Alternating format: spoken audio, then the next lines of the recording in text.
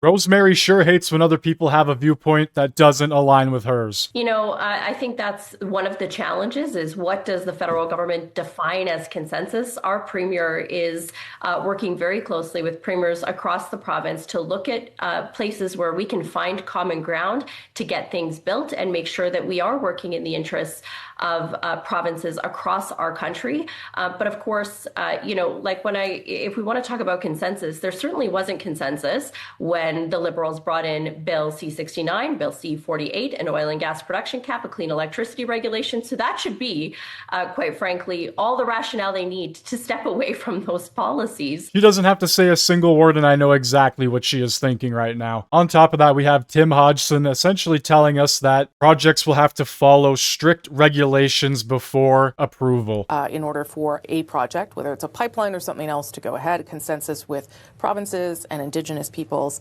Of course, a consensus doesn't mean everyone has to agree. It just means there has to be broad agreement. How do you get there? How do you reach a consensus? Yeah. So I'd like to back up for your viewers and just talk about where we are. Sure. We have had a trade war declared on us. We didn't ask for it, but we're in it, and we have to win. What the Prime Minister has said is to win that war, we need to do things we have not done before, sure, build things we have not built before, and we need to do it at a speed we haven't done in generations. Like he's used the example, we haven't done it since World War II. Mm-hmm. As part of that process, we have started at an early stage a discussion with provinces and with territories. We saw that in yep, Saskatoon. We've also been doing it with proponents on the industry side.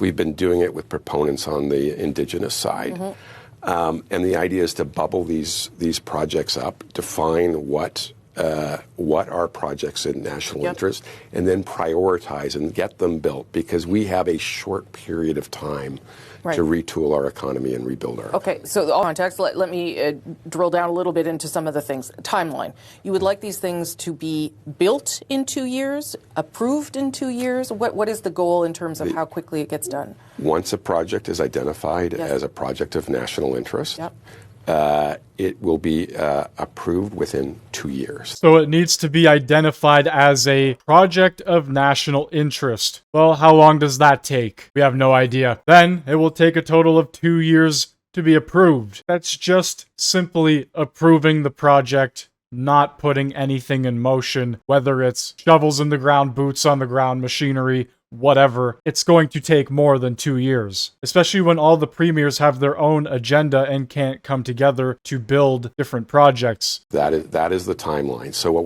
we're saying as the Prime Minister, let's say, not if, but how. Okay. So we conclude that it is a project of national interest, and that's a process of sure, consultation.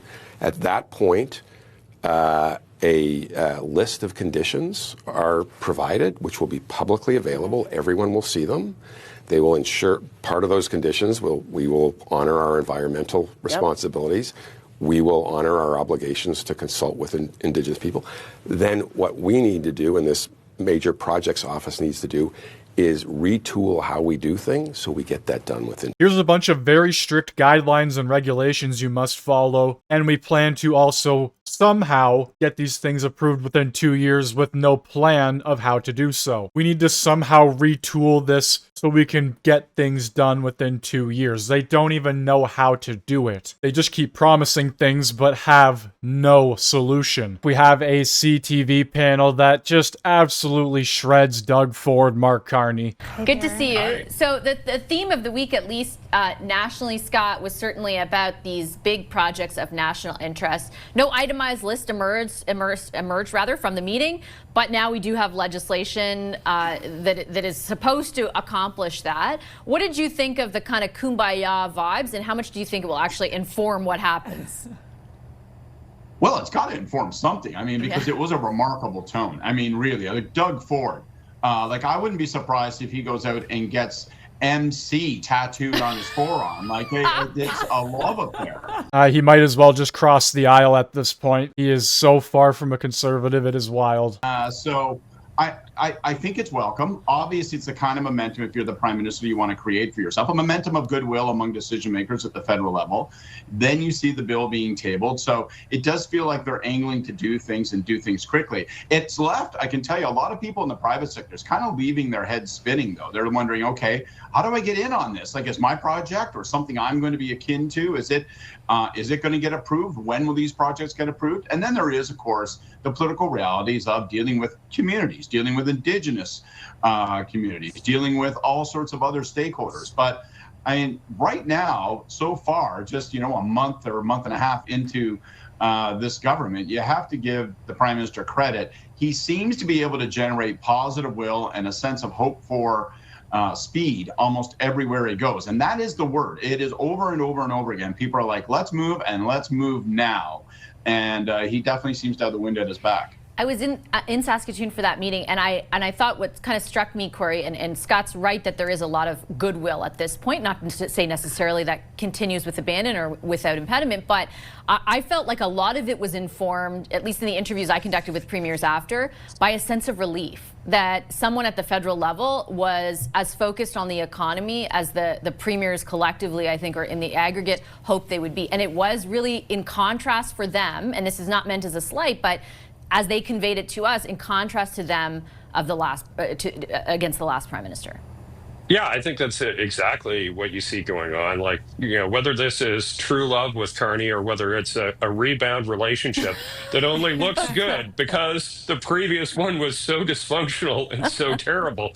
And I feel like that's the only thing anybody has to say at this point. Trudeau was so bad that everybody has pushed Carney up on this pedestal that he is just this fantastic leader. But we've seen absolutely nothing from him. It's just all talk. And the last thing, we have a one-on-one interview with Danielle Smith. Let's take a listen. Danielle Smith is the Premier of Alberta, and she's with us now. Hi, Premier. Good to see you again. Thank you very much for making the time. Yeah, my pleasure. Upon introducing that legislation, the Prime Minister said that he would ultimately, or the federal government ultimately, would not impose one of those projects in the national interest on a province that didn't want it, and that there would need to be, he used the word, consensus. Since the Premier of BC seems pretty dead set on opposition to a new pipeline from your province through his, where does that leave your pitch?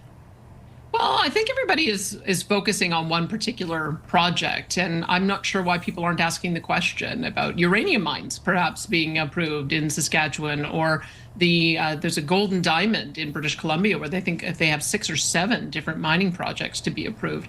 In Manitoba, they've just approved a gold mine for the first time in 15 years. So mining in itself is making a resurgence. I'm very glad to see that. I'm rooting for all of my provincial neighbors.